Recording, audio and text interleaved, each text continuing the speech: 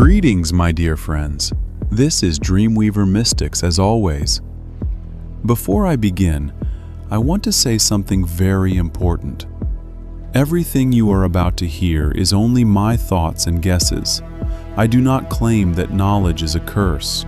I do not claim that ignorance is bliss. I am simply sharing what I have noticed over years of doubt, questions, and sleepless nights. Over years of staring into the darkness and seeing things others do not want to see. Today I want to talk about something rarely spoken aloud, about the dark side of knowing, about the price we pay for seeing further than others, about the curse of knowledge. We are used to thinking that knowledge is power, knowledge is light, knowledge is the path to freedom. But is it really? Or is knowledge a heavy burden that bends your back and stops you from breathing freely? Let us start with a simple question I ask myself every night when I cannot sleep.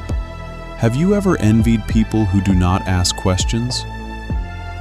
Who live in the present moment, who find joy in simple things, who do not think about whether there is life after the body stops working, whether the world is a simulation, or why some are born in palaces and others in garbage dumps.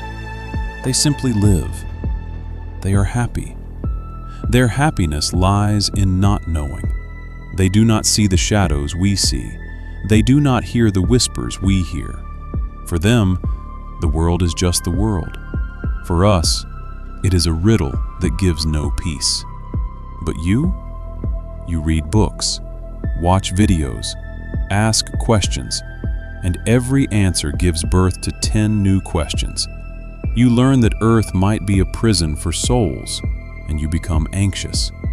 You learn that we might be just files in a simulation, and your sense of reality begins to shake like a floor during an earthquake.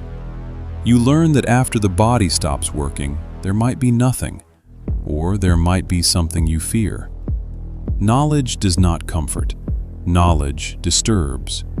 Knowledge opens doors behind which darkness waits.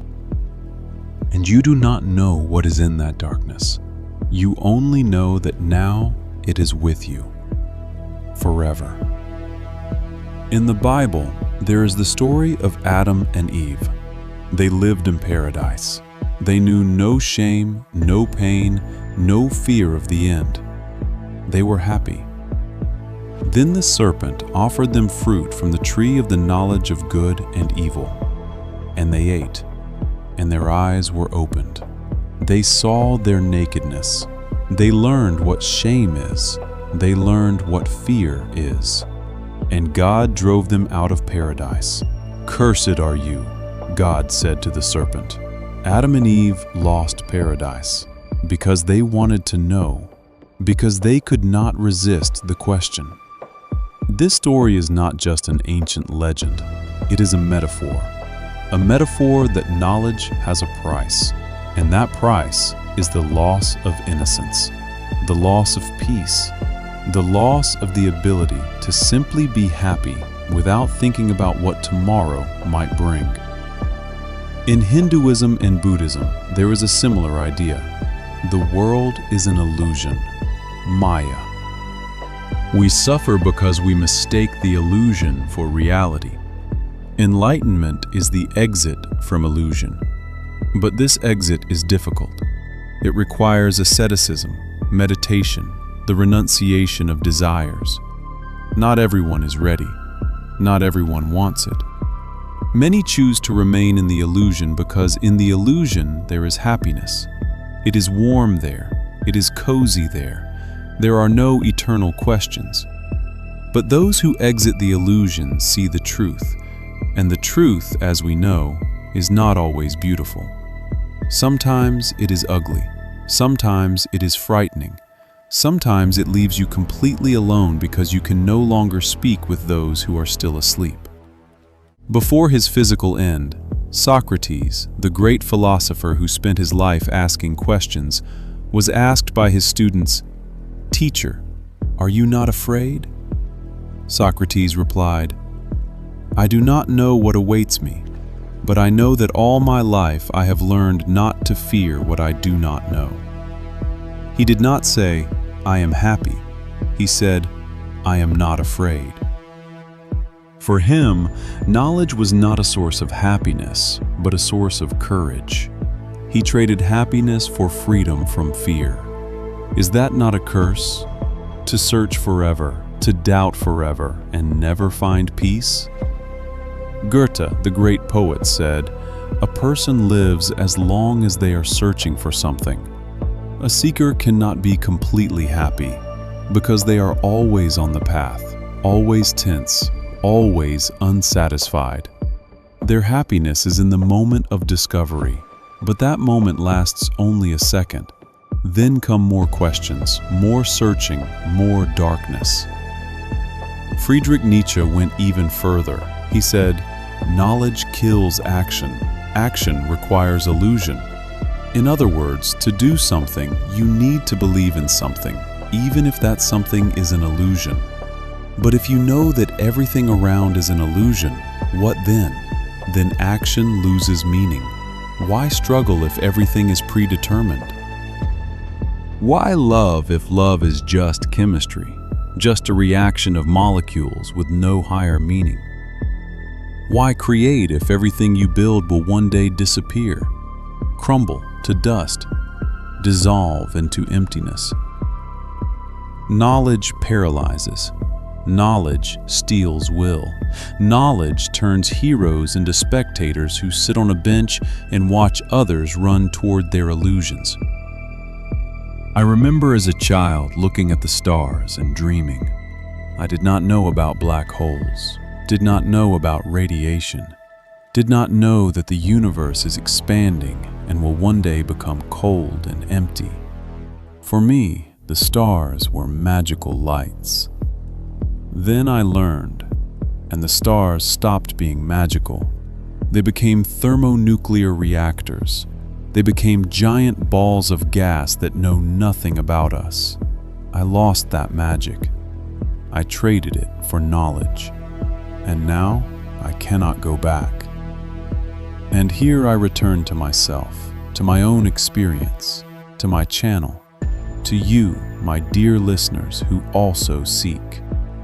I cannot say that I am happy, I am calm, I am content, I sometimes feel joy. But happiness, in the sense that people who live without questions experience it, I do not have it. I know too much. I know that my body is a bio-robot that will one day break down, and all my knowledge cannot prevent it. I know that my soul might be just a file that is uploaded and downloaded, and no one asks my permission. I know that the world might be a simulation, and every movement, every thought of mine might be recorded and analyzed by someone watching me from behind a screen. I know that the suffering of millions is not a mistake of the system, but perhaps its function, part of the code. This function provides energy to someone, and we do not even know to whom. This knowledge does not make me happy. It makes me aware. But awareness and happiness are not the same thing. Awareness is the ability to see. Happiness is the ability not to see. I sometimes envy my friends who do not think about such things. They live, they rejoice, they cry, they argue, they make up. They have a home, a job, a family. They do not wonder whether there is life after the body stops working. They simply live. They do not see the matrix. They see only its surface, beautiful, bright, safe. Perhaps that is true happiness? Not to know, not to doubt, not to seek, simply to be. But I cannot. I have tried. I tried not to think, not to ask questions, not to look at the clock to avoid seeing 2:08. Not to notice signs, not to analyze dreams. I could not do it. The questions come on their own. The signs appear on their own. The dreams come on their own, as if someone is pressing a button, as if my program forces me to seek even when I want to rest. Perhaps this is my fate, to seek, to doubt, and never find the final answer.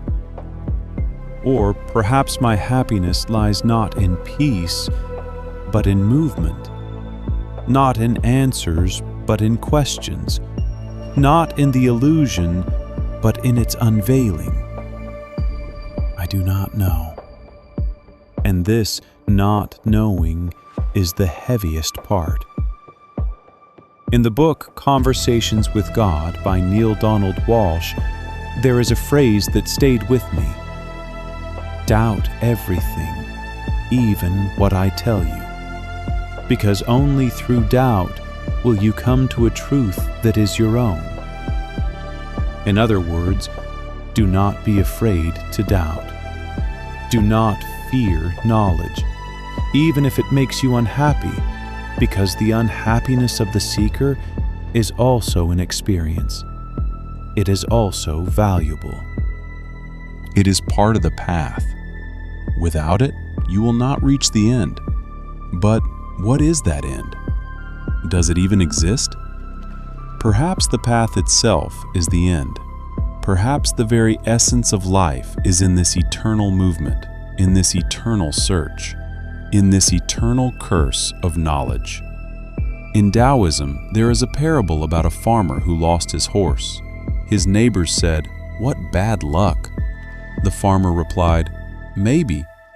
The next day, the horse returned with several wild horses. The neighbors said, "What good luck." The farmer replied, "Maybe." A few days later, his son tried to ride one of the horses, fell, and broke his leg. The neighbors said, "What bad luck." The farmer replied, "Maybe." A week later, the army came and took all the young men to war, but the farmer's son was not taken because of his broken leg. Good luck and bad luck are not absolute categories. They are not black and white. They are thousands of shades of gray. What seems like a curse today may turn out to be a blessing tomorrow. What seems like darkness today may turn out to be light you could not see because your eyes were accustomed to something else. Perhaps the curse of knowledge is not a curse after all. Perhaps it is a path.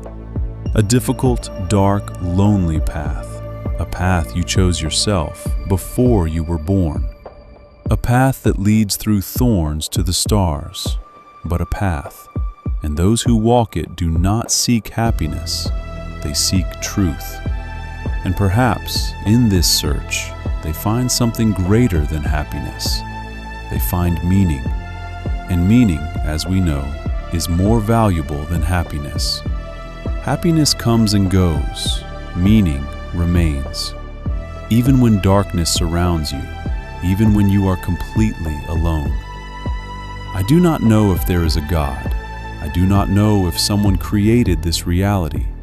I do not know if this is a prison or a school. I do not know if we are files or souls. I do not know if there is life after the body stops working. I do not know if there is any meaning to these questions, but I know that I cannot stop asking them. I know that the curse of knowledge is my burden, and I carry it, because I chose it, because I cannot do otherwise. Do you feel this curse? Do you catch yourself envying those who do not know, those who live without questions, those who look at the stars and see only pretty lights, not thermonuclear reactors? Write to me. Tell me. I read everything. And that is all for today. This was Dreamweaver Mystics. And remember, the tree of knowledge bears fruit, but sometimes those fruits are bitter. Yet without them, there is no wisdom, and without wisdom, there is no path.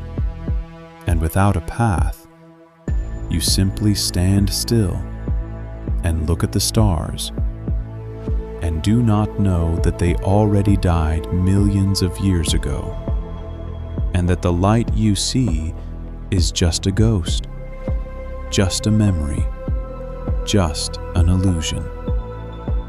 But perhaps in that illusion, your happiness lies. Until next time.